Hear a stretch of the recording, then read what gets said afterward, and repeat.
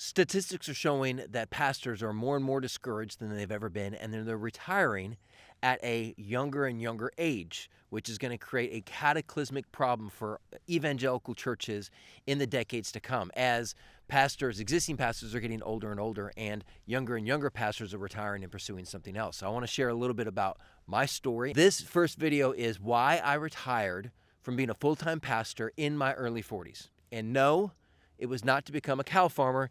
I just thought this might be a little bit of a better backdrop than a blank wall behind me. So just enjoy the scenery. Let's just go and get this out of the way. I didn't retire because of sexual immorality or financial impropriety or anything that might be splashed on the front page of a newspaper. And I also didn't retire because it was in my life plans.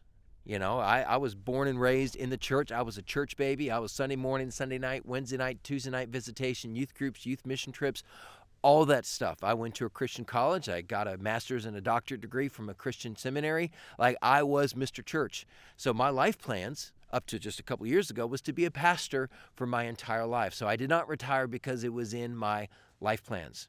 I also didn't retire because there was a better offer out there. There wasn't another company or another business or industry that said, hey, we really want you to come over to our side and we'll pay you a whole bunch of money. No, when I left the ministry, I didn't have any other plans. And I also did not retire from public church ministry because there was no other churches.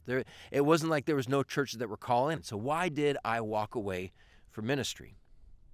Well, that's a long, complicated question, and what I like to joke and say is if you wanted to hear all the war stories, you and I would have to crack open a cold one, and I don't even drink. But let me give you the Cliff Notes.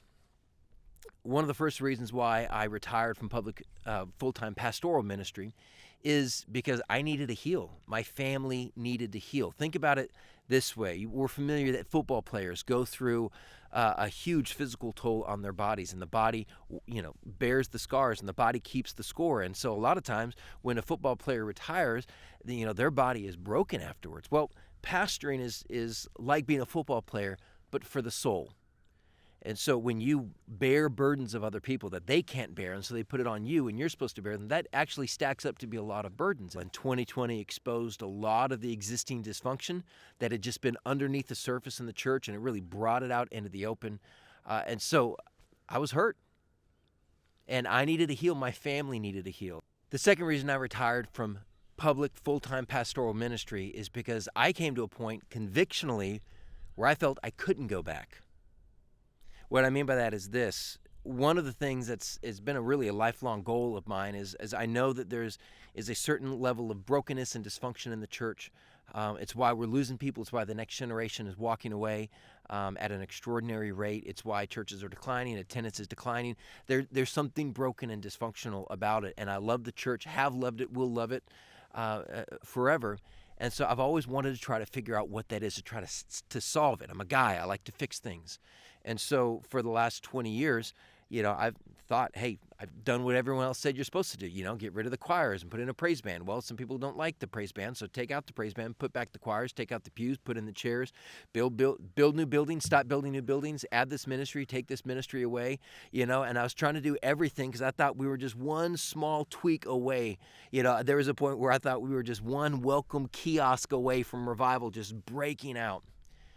And when I had time to sit and stop and really reflect and dive deep into the scriptures, I came to a point convictionally that what's broken in the church is so much deeper than just a building or a name on the side of the building or a style of worship or the translation of the Bible that you use. It runs so much deeper that some of the very things that we take for granted, that I always took for granted about church and how we do church and how we're supposed to do church, those are actually some of the things that are causing the rot, that are causing the dysfunction and the brokenness inside the church. And so I came to a point where I could not go back, and I cannot go back because I don't want to go back into the same broken system hoping for something different. That's the definition of insanity, doing the same things again and again and hoping for different results. And then the third reason I've retired from full-time public pastoral ministry is because I'm still in ministry. It's just not a full-time pastoral ministry. I'm just not going to be on staff of a church. If you know me, or if you've ever served alongside me or been in one of the churches I was in, I'm always geared towards the outsider. See, I've always wanted to reach those on the outside, which can lead to a little bit of conflict if those on the inside don't really want to reach those on the outside. But I've tried to navigate that. And one of my favorite passages has always been Luke chapter 15. It's a time when the religious leaders were upset at Jesus because he kept hanging around the wrong people, sinners and tax collectors, and Jesus responds with three stories, three parables: the parable of the lost sheep, the parable of the lost coin, and the parable of the lost son, or we know it more famously as the prodigal son. In that first parable, the parable of the lost sheep, Jesus says the good shepherd leaves the 99 sheep and goes out into the wild to find the one sheep that is lost and then brings them home. And I've always resonated with that because that's the heart that God has put inside of me. And my strategy for the past 20 years has been to actually stay inside the sheep pen, try to make it as attractive as possible, and hope that when a wandering sheep comes in or a lost sheep wanders in, they feel safe enough that they can actually stay. And that worked to an extent, but in the end, I grew frustrated because I found myself spending more and more time not with lost sheep, but with discontent found sheep who wanted a little more comfort while they were inside the sheep pen. So I am still very much going after lost sheep, but I'm out in the wild. I am outside the sheep pen. And that's where the Jesus family comes in, and that's part of what God has called me to and what I've been able to develop over the last year and a half at www.thejesus.family/new.